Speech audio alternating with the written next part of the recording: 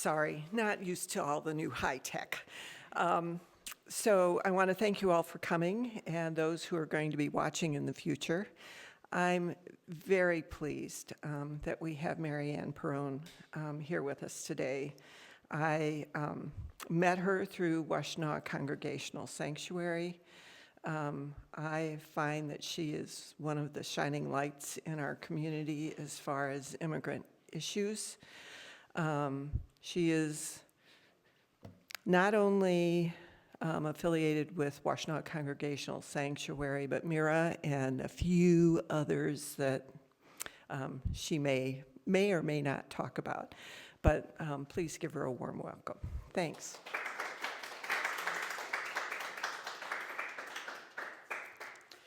Well, I add my thanks to all of you for being here and thanking Jan for inviting me. She's been a stalwart supporter and helpful person in our Sanctuary Coalition. And I just want to also thank First United Methodist Church of Ann Arbor for also being one of our first and strongest congregations in Sanctuary from the beginning. And all that you have done through your immigrant support committee to care about and support and protect immigrants throughout the last several years. It's been important, and we have relied on your support, and thank you. I'm going to talk today, asked to talk today about root causes, and roots go pretty deep. So if things get uncomfortable at all, know that that's why today. And I hope that I have a presentation, and I also want to leave ample time, although I have no idea what time it is now, what time we're starting. 11:37. Okay, thank you. Thank you. That's a little helpful. And maybe someone tell me, yeah, I'm going to get my phone. Tell me what time it is.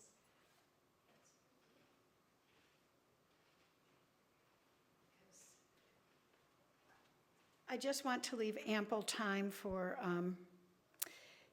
questions, because I assume this could raise some questions for you. Remind you, Marianne, how many minutes do you want to talk? And we can raise our hand and kind of wave at you.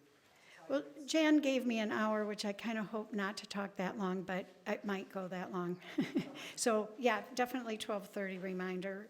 Thank you. Okay, I did just a tiny wee bit of Methodist research.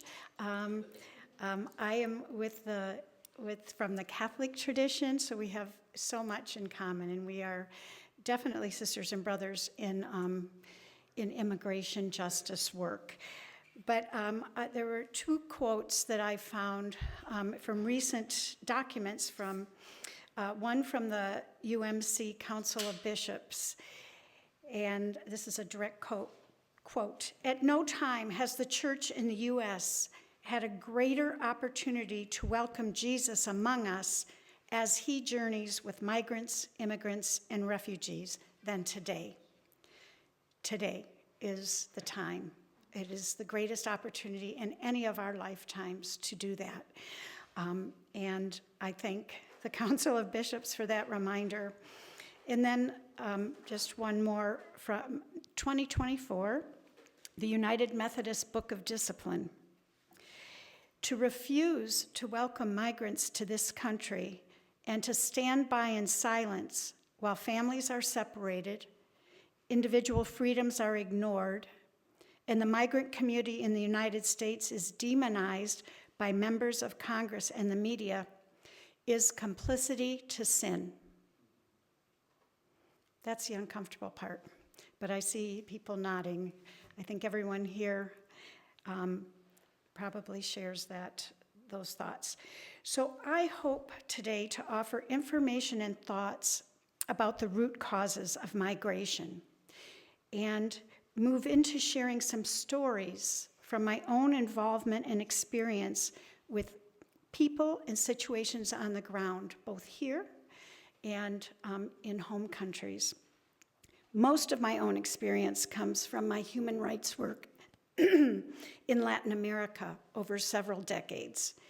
Very specifically, I have been accompanying communities in Honduras quite closely for the last 15 or so years, and I will share some stories from there that help illustrate the root causes of migration. Before I do start with the stories, let's ask the question, why do people migrate? What are the root causes? First of all, human beings have always migrated, always migrated. It is a normal human activity from time immemorial. Each of us here has somewhere in our own family a migration story. We might just pause for just a moment to consider your own family's journey of migration.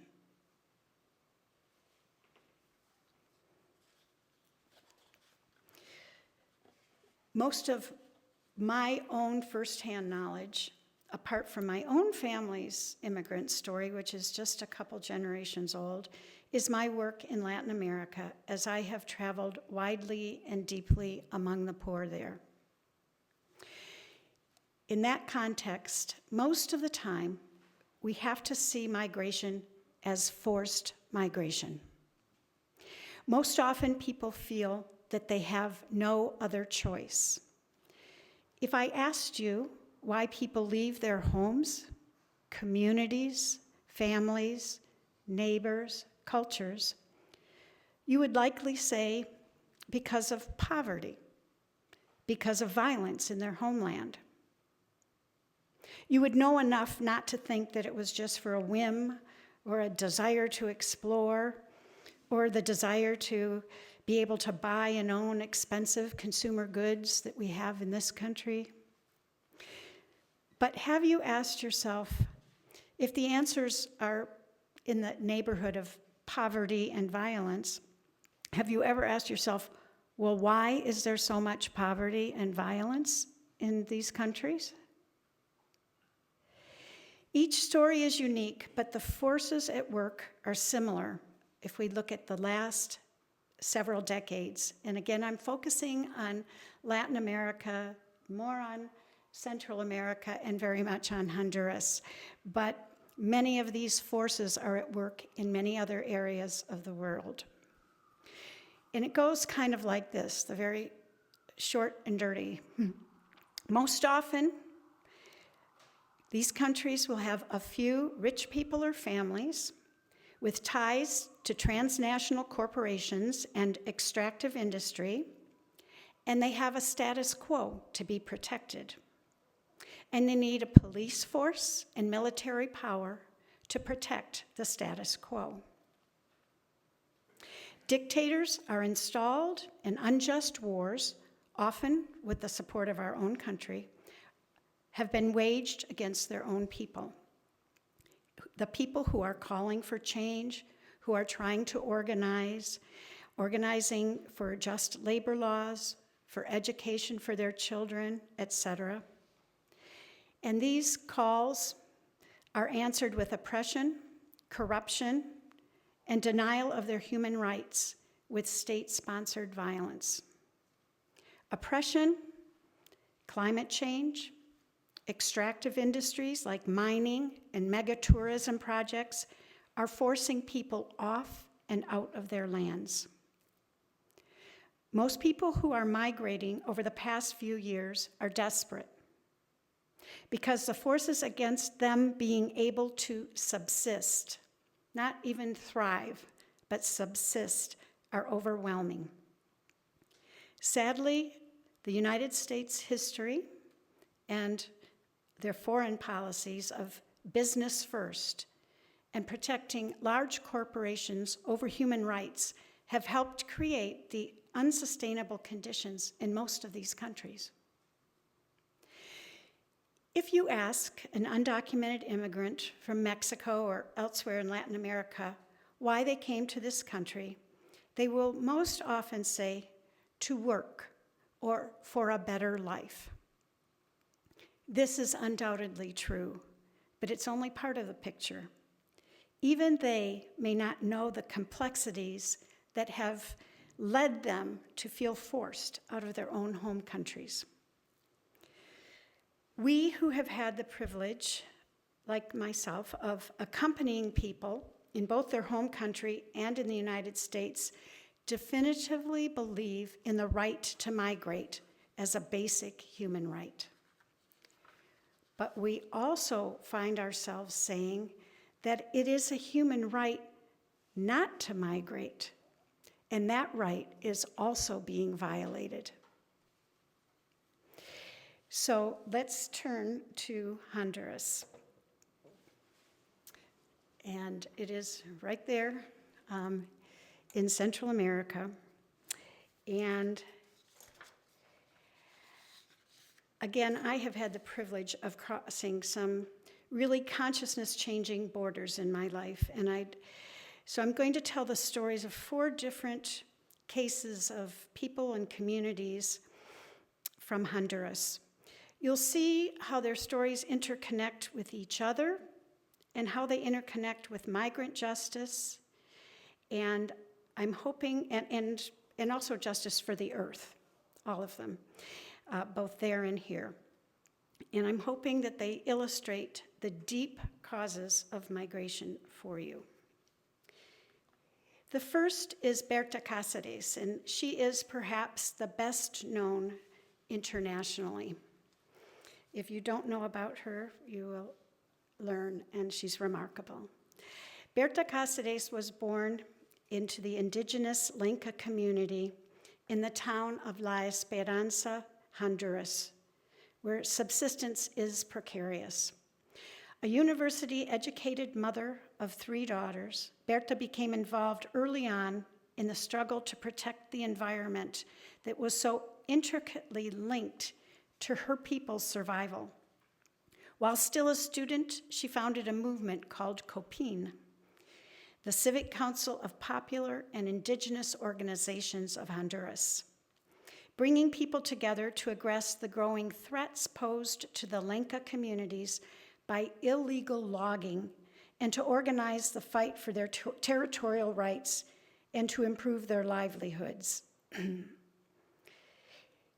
In 2006, she began to lead efforts to oppose a huge hydroelectric dam project financed by multinational corporations that was planned along the Gualcarque River in Lenca territory. The Lenca people know in their bones what we must learn. Water is life. Water is life, and water is sacred. In their cosmology, the river is sacred in and of itself. But it is also sacred because it gives them their survival, their source of food and drinking water. This dam, if it were to have been built, would desiccate the river and render life impossible for the communities along it. It would be an environmental disaster of huge proportions for the people who literally live from the river. Now, it is required by Honduran law that in order to build such a project, the affected communities must be consulted beforehand and must agree to let the project go forward. These communities were not consulted at all. Berta and her organization filed complaints, lodged appeals, and organized protests to force proper consultation. She became known as La Guardián de los Ríos, the guardian of the rivers.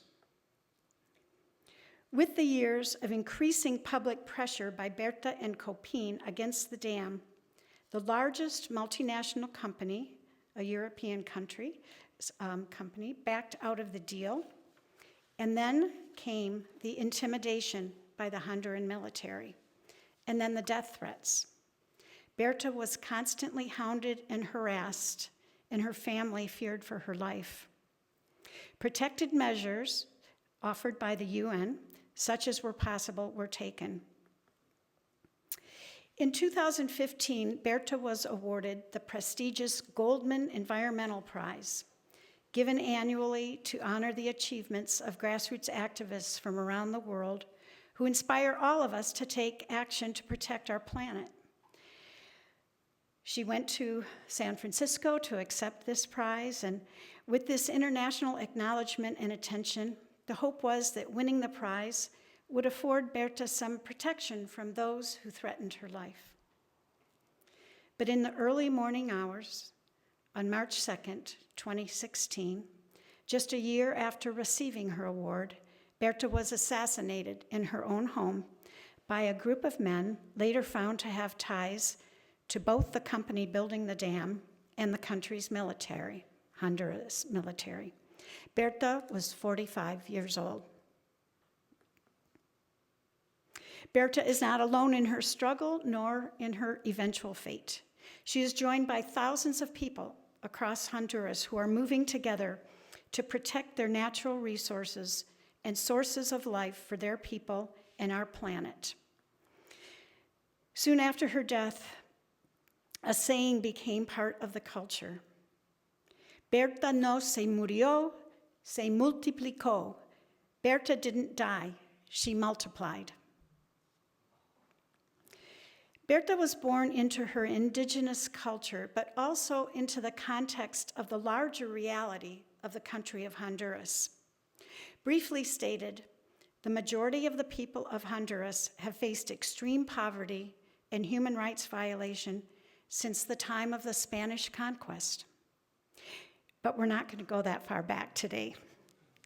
But we will go back to 2009, when there was a military overthrow, a coup d'etat of the democratically elected president in Honduras that unleashed over a decade of the undermining of democracy and absence of the rule of law, an increased poverty and an absolute crisis of human rights, along with the persecution of those who defend these human rights.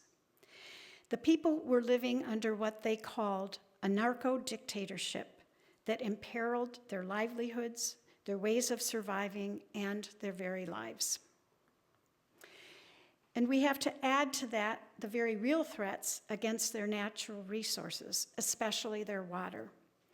As Berta so strongly believed and is remembered for believing, water is life. And I like to say that anywhere in the world, but particularly in our hemisphere, we can't afford, any of us, to lose one more river. I was just in Honduras in March, in La Esperanza, where Berta lived and where her people and COPIN, her organization, are. We were there for the commemoration of her on the 10th anniversary of her assassination. And I can tell you that Berta is still very much alive in the hearts and minds of her people there and throughout Honduras.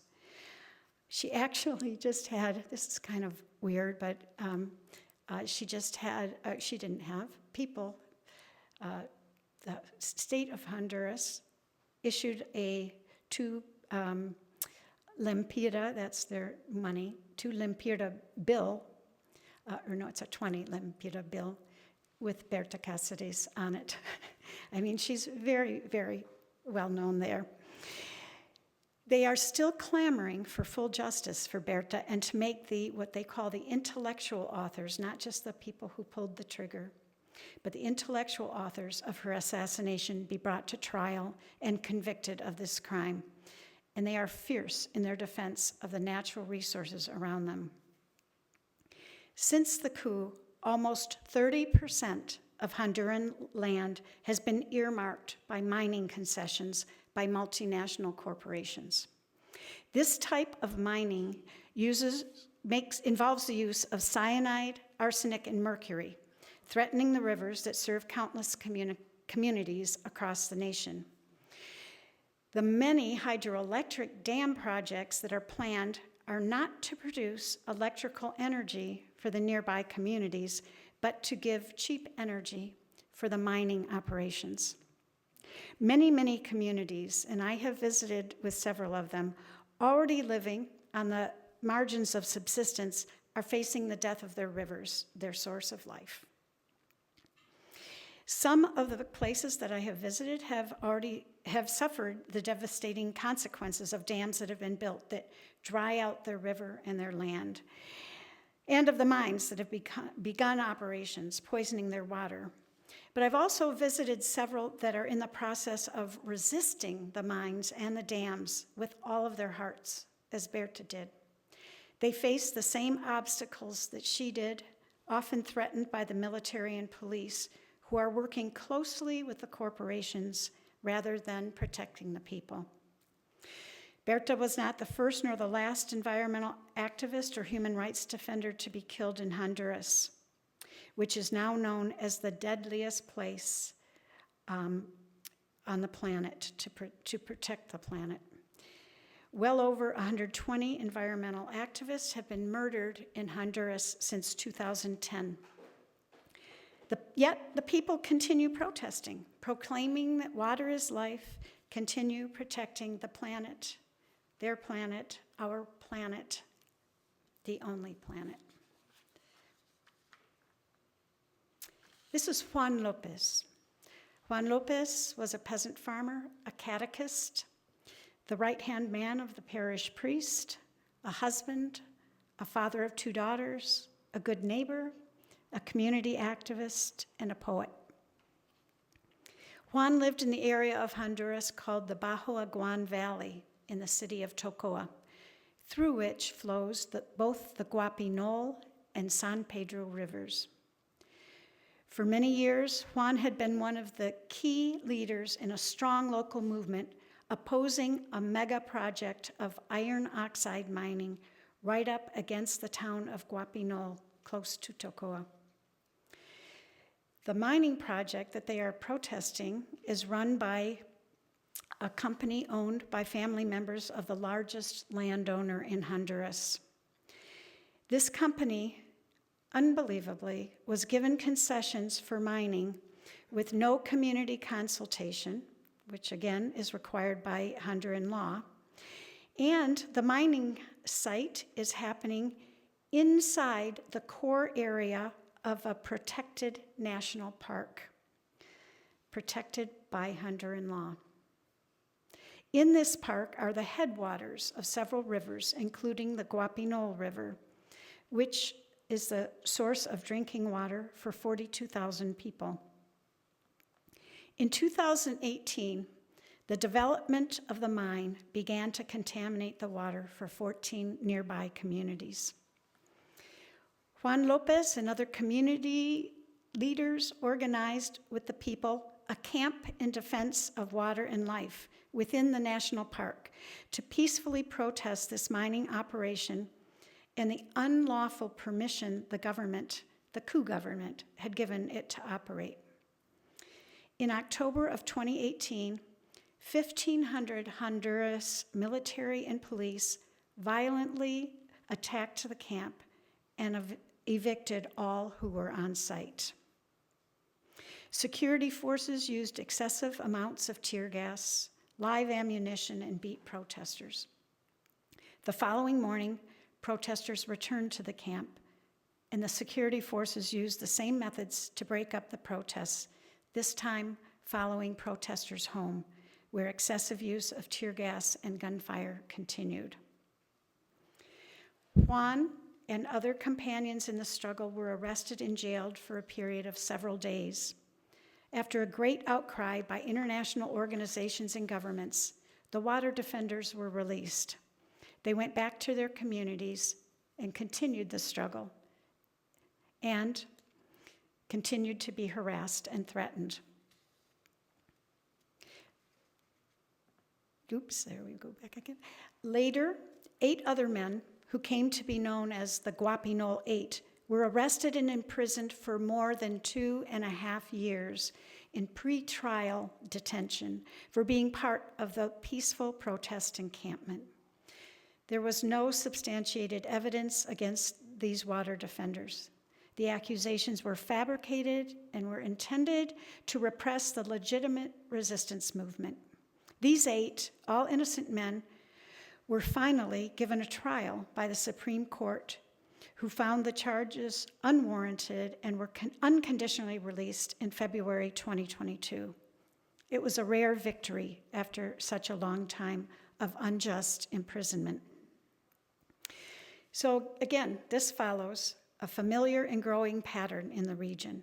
Extreme abuses by authorities trigger widespread indignation and protests. Legitimate human rights defenders and community leaders are then targeted by authorities, not because they participated in a criminal action, but because they have become known for their work in the legitimate defense of fundamental rights. The Honduran justice system notoriously serves political agendas. These water defenders and their families are victims of political persecution. The struggle there in Guapinol and the struggle that Juan has been most involved in has invoked Archbishop Oscar Romero of El Salvador, now Saint Oscar Romero by the Catholic Church.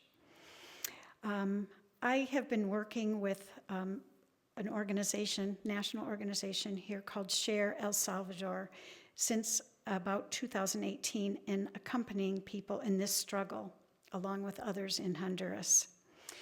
And there has been such violence and intimidation against the community leaders there that caused one of our companions a couple of years ago, who lives here in Washington, D.C., to remark that she was afraid to look at her phone in the morning, afraid to get news that someone that she knew and loved from Honduras would have been killed. And on this past September, not this past September, but 2024, less than 2 years ago, our friend Jean's fear was realized as we got the word that Juan Lopez had been assassinated. A man on a motorcycle, dressed in black, wearing a full head mask, lay in wait as Juan and his community were in the chapel where he was leading the Liturgy of the Word service, as he did in that place and at that time every Saturday evening. Once Juan had closed up and locked the chapel, he joined his wife and 2 daughters in the car, along with some dear friends, to drive back to their neighborhood. Before he could start the car, the assassin approached and shot Juan in the head in the car with his family and friends present. As with Berta, the community and the movement is profoundly shaken, and Juan is deeply mourned by all who knew and loved him. Juan, too, was known internationally and is now a martyr for the cause of defending water and for so much more. Also, like Berta, the people proclaim that Juan vive. Juan lives. He lives on in his community, in the struggle, in his witness and his poetry and other writings, and in the hearts of so many. Both Juan and Berta chose not to migrate.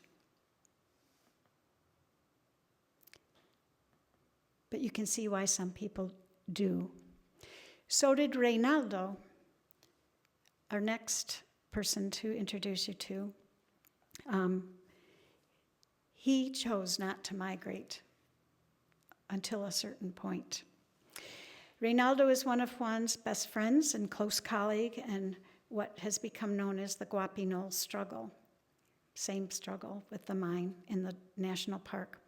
Ray and his family had a small subsistence farm in the community of Guapinol, and they were early defenders of the national park and her rivers, joining the movement to shut down all mining operations. Reynaldo was one of the leaders of the struggle who was jailed early on with Juan. They were both catechists, delegates of the word, and family men. Reynaldo tells of how often Juan would call him very late at night or in the wee hours of the morning to say, "We've got to go to the capital city now to turn in these documents or to see this official or to denounce this latest injustice." They were brothers in leadership in the struggle. Reynaldo has a similar story to Juan and to Berta, but his trajectory is a little different. Gratefully, he is still alive, but he has had other reckonings. In the fall of 2022, Reynaldo went on a speaking tour to a few places in Europe, representing the movement to defend the water in Guapinol, to stop the mining, and to, at that time, to free the Guapinol 8, the ones who were unjustly imprisoned. When he returned to Guapinol, his brother Ali and his friend Haido were killed one day by a man in black on a motorcycle. As he mourned the loss of his brother and friend, who were both involved in defending the water, Ray couldn't help but think that this might have been a warning to him because of his role as a leader and his trip abroad. In April of that same year, because of the very tense situation, SHARE, our organization, brought Reynaldo and another companion to the United States to do a speaking tour. Ray came to Ann Arbor and spoke at Genesis at Temple Beth Emeth one night, and spoke in Detroit and went other places around the country. I accompanied Ray during his time in Michigan and also in Washington, D.C. And I can tell you, because I heard him speak many times, that every time he spoke, he noted that threats to the water and the land and threats to those who defended them were some of the root causes of why people migrate out of Honduras. Over and over, he would say, that's why, and you can see why so many people in the community left. And there was that great temptation for those whose lives are threatened, like himself, to flee. But he always said, Ray always said, I will stay and fight for the water because water is life. What good is it to leave the struggle and let the river be polluted? Ray finished his tour and then took some time to visit family members in Georgia. While he was there, the news came that Ray's mother's house had been invaded by an armed, masked intruder who shot and killed Ray's brother, Okeli, and shot his mother in the leg. Ray was beside himself, feeling that he needed to go back immediately to be with his family, and feeling that his own life was in more danger than ever before. Again, he felt that the killings of his brothers were somewhat related to his leadership, but his family begged him not to return. However, after a short while, the extended family of 47 people felt so terrorized that they sought help from a trusted group in a distant city and asked them to rent a bus, send it to Guapinol, and have them all brought into hiding in another region of the country. Once they were in their hiding place, Ray made the courageous decision to return to Honduras and join them in hiding. This began a nearly 2-year cycle of being in hiding while seeking refugee status through the United Nations, which was very difficult to do even then, and of course, impossible now. Many people, both in Honduras and in the U.S., were working on their case and advocating tirelessly on their behalf.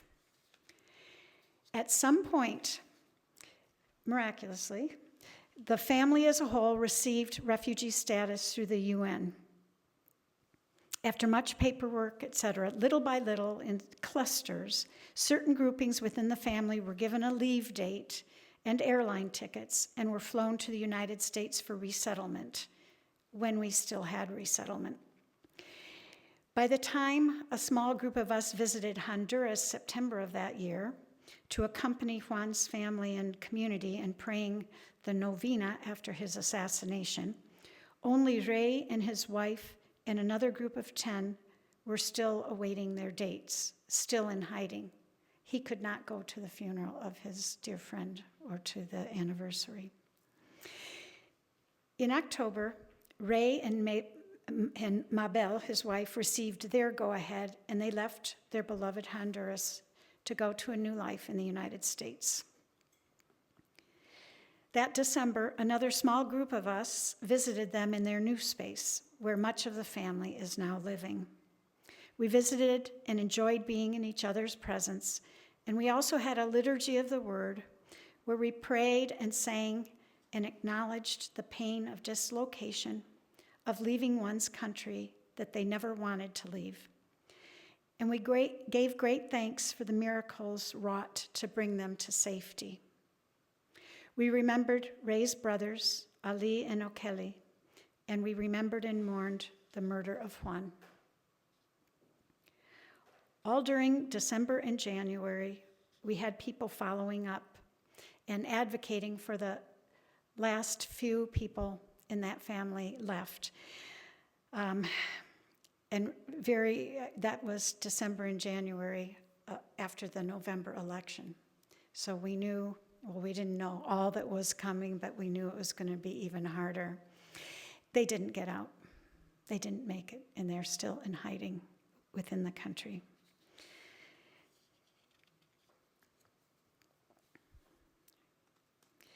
One more story. I'm going to do a time check, though, here. See where we are. Yes, okay. Yeah.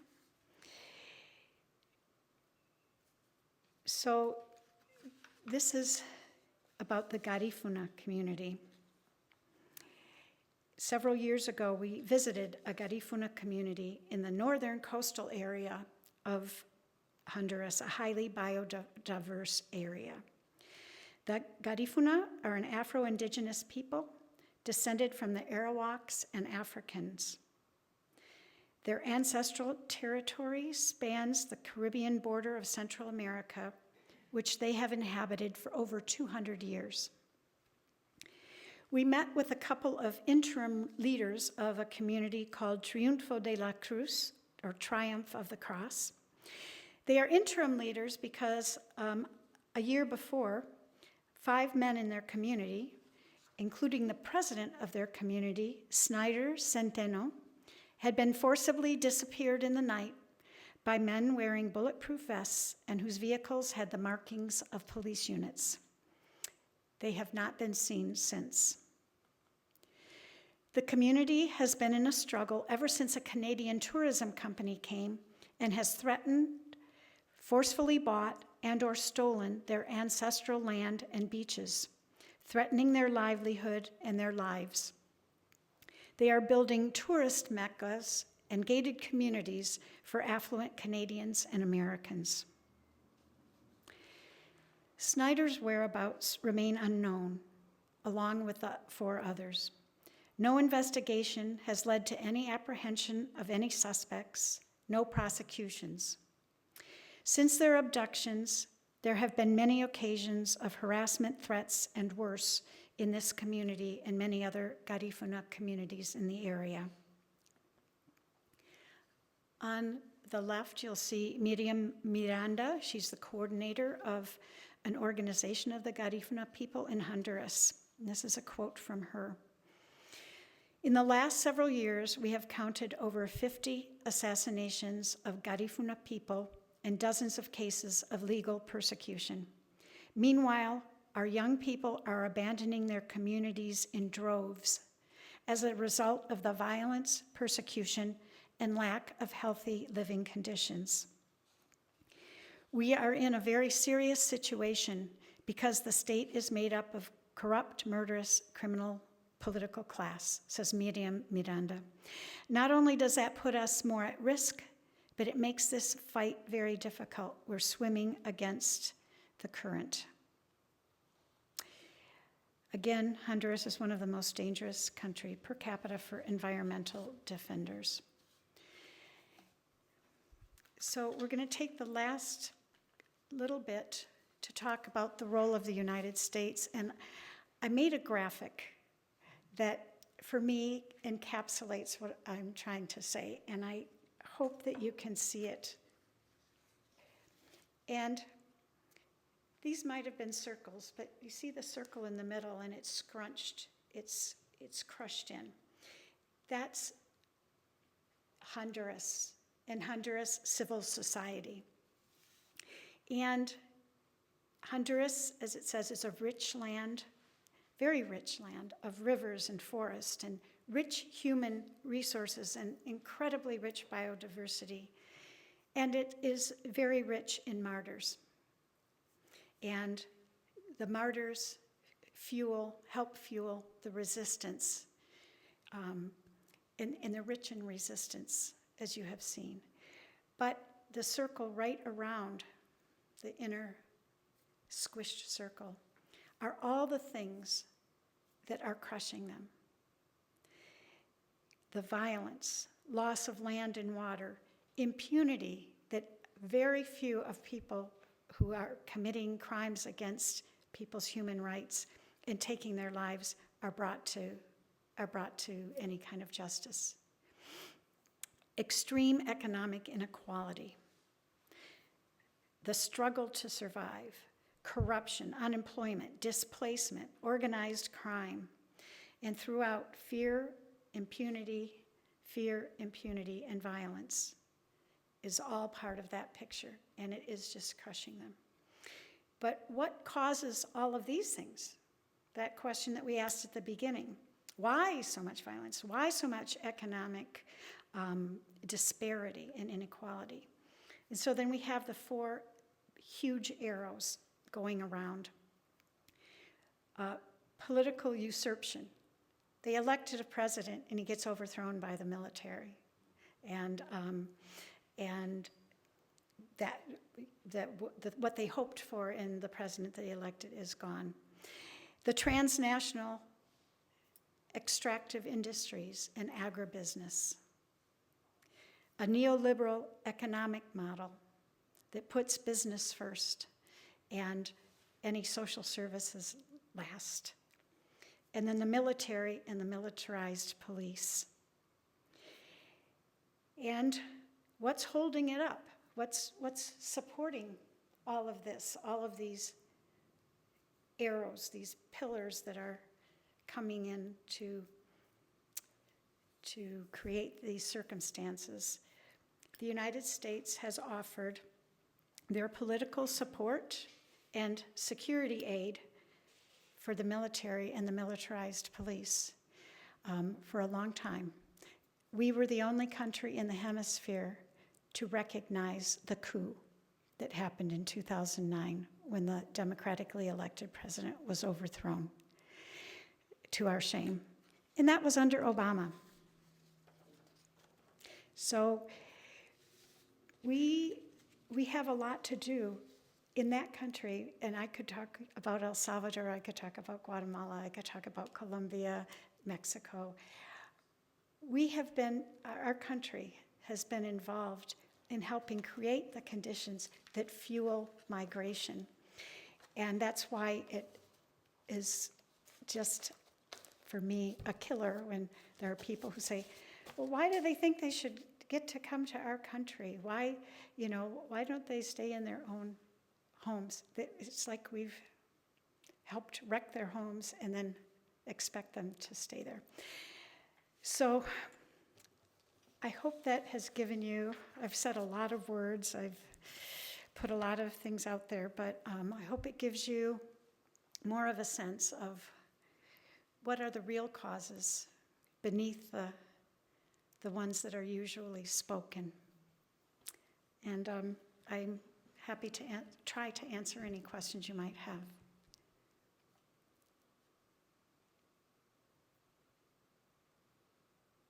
So we hear a lot in countries about, gangs and people who might, be forced into gangs and that type of violence. So is that so part of the... Thank you for that. Yes, it's definitely a part of it. Gangs, I don't know how you think of them and how they operate in this country, but the way that they're operating, I'll just talk about Honduras, but it's also a huge problem in Guatemala and in El Salvador. They operate now as truly organized crime. And part of the organized crime are the military and police and the political elites.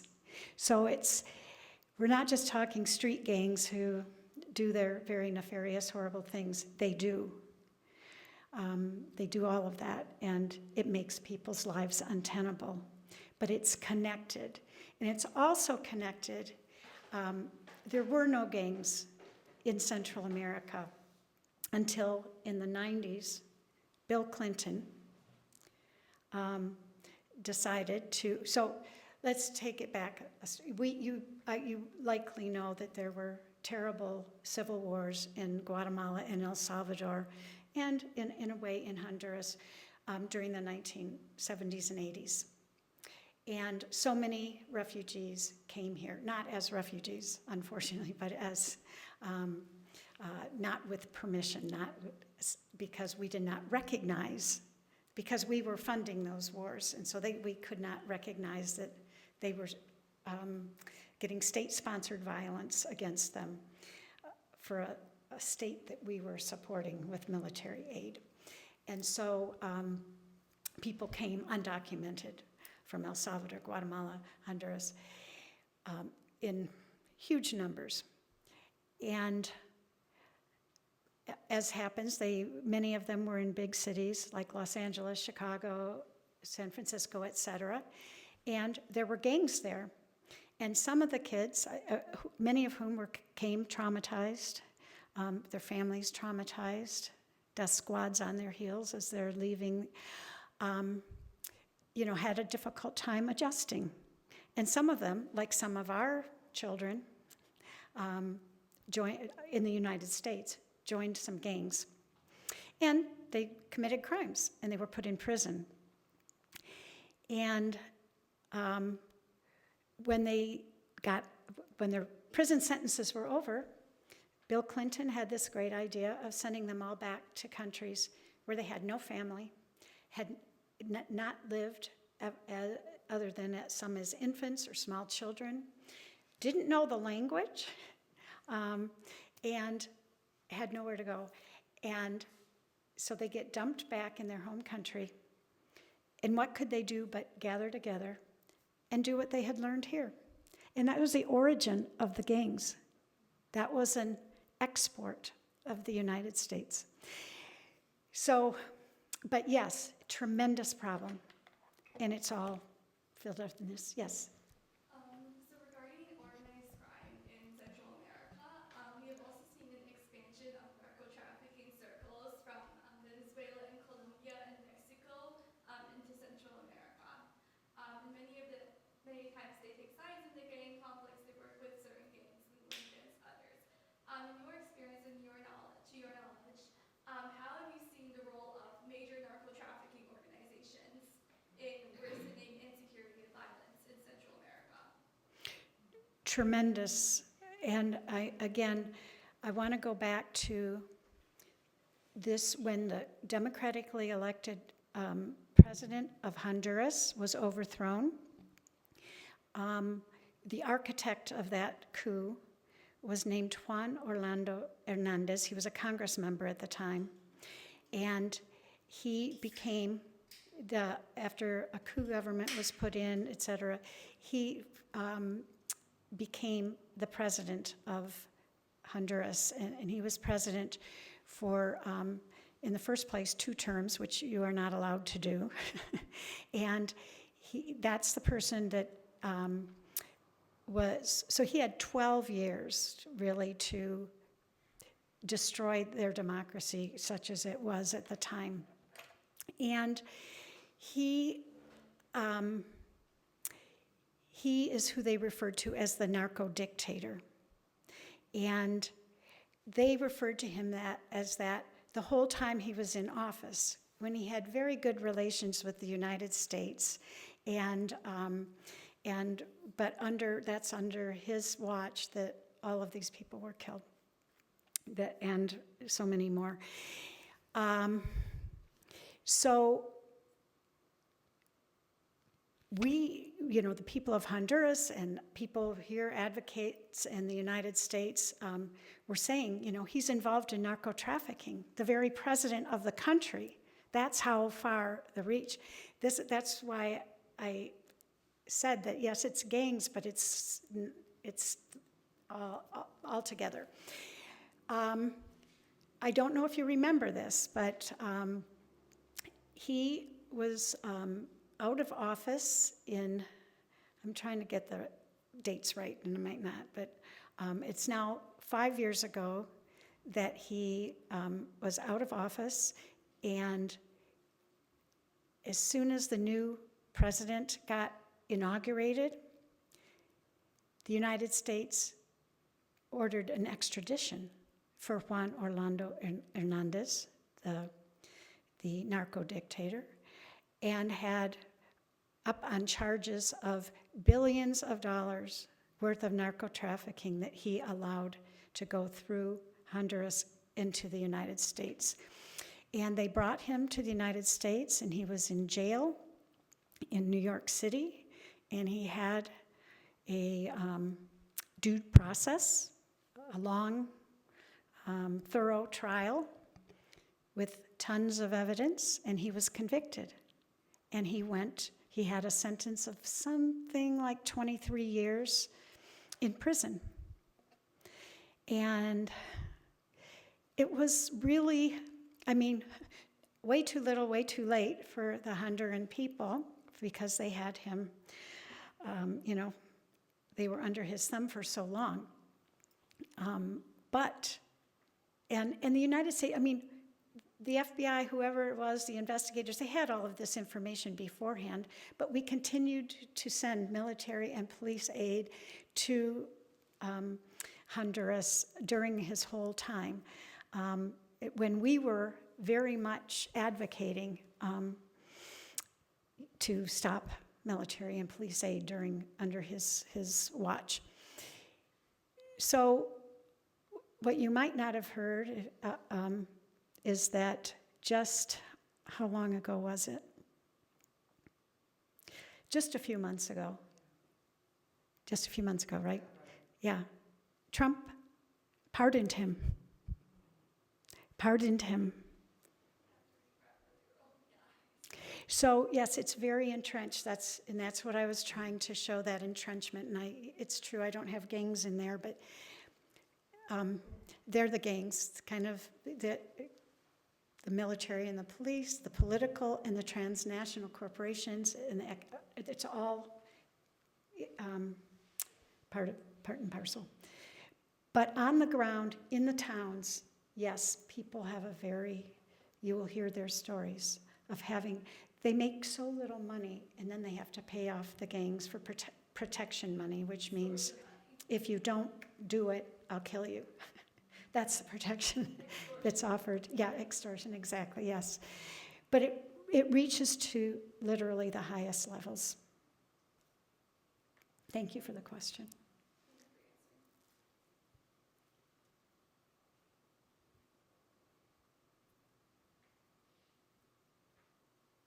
Where do you find hope?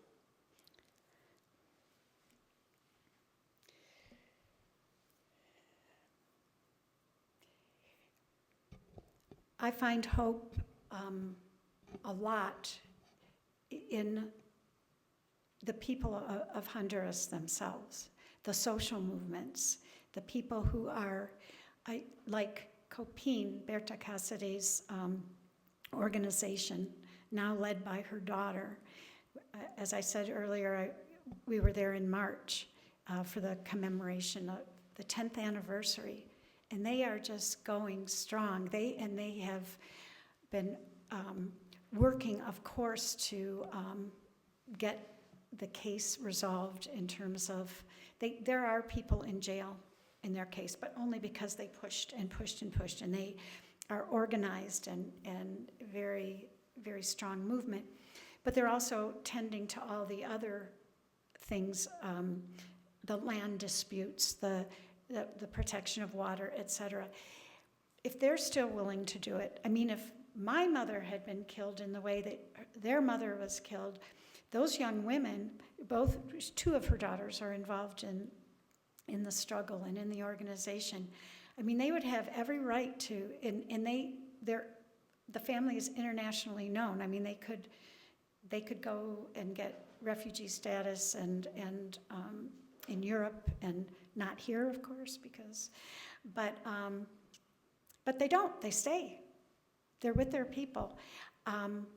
Just like here, I just feel like for us, in the same way, that people are organizing in the ways that they are in the United States now, it gives me hope.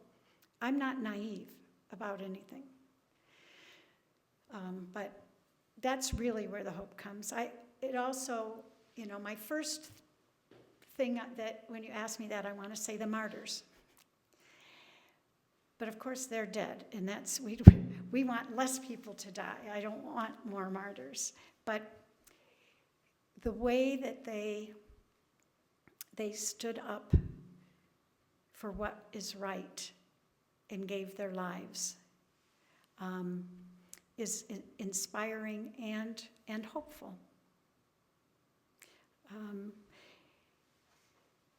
Yeah.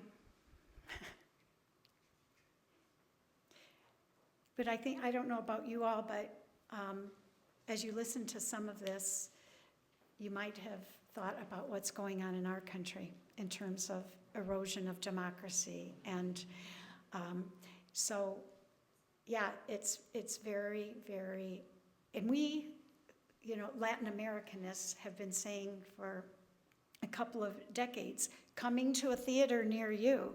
They have tried everything out in Latin America. In one thing in particular, they started militarizing the police a long time ago, and that was us, giving them the equipment and teaching them how to deal with crowds, and the crowds were peaceful protesters, right, trying to defend their human rights. So, yeah, it's very sobering. It's very sobering, but I hope we're inspired to organize in the ways that people around the world have to protect human rights, environmental rights, democracy rights. Yeah. How did you get involved in Honduras and their cause? Yeah. For me, it goes way back. I was very involved with Interfaith Council for Peace and Justice here in Ann Arbor when the office was still in the basement of this church. I don't know if any of you go back that far. Am I the oldest person in this room? Yeah, the ICPJ office was here in the 70s. I don't know when it started, but I got involved in the late 70s. And in their hunger task force. And we were concerned with root causes of world hunger. The task force wasn't although it needed to happen, how to feed the hungry. It was, and lots of people were trying to do that. It was to say, why are people hungry? And how can we do something about that? And of course, some of the big examples in the world led us right to Central America. For instance, El Salvador at that time, there was terrible poverty, and that was leading them. They weren't yet in civil war, but leading to that kind of unrest and need for change. What was happening in El Salvador? 14 families, literally, 14 families owned 80% of the arable land. I wonder why people are hungry in El Salvador. So that kind of information got me very interested in Central America, and I spent the next 10 years or so getting involved here in the United States in working to stop, our military funding of the military of Guatemala, El Salvador, Honduras, who are killing their own people, and Nicaragua as well, and just fell in love with the people, but and I had not even been at that point to Central America, but really fell in love with the struggle for just so clearly what is wrong and our part in it. And so it led me to my husband and I and our 2 young sons, or like that. In 1987, we joined Mary Knoll, and we lived and worked in Bolivia in South America for 3 years, and among the poor, and then came back to continue doing the work of trying to bring their voices here and to help change U.S. policies that help create these circumstances. That's how it started for me.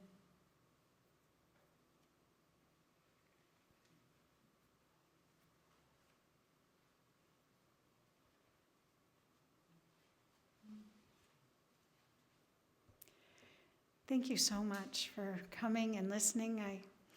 I know I do feel like I'm always bringing bad news, but I hope that it's something that you will contemplate for a while and carry with you. And if nothing else, when people are very blithe about why people want to come to our country, that you will have a little bit more of a sense of what's really pushing them here. It's not, we always think about, or people often think about the pull, oh, they want to come have what we have.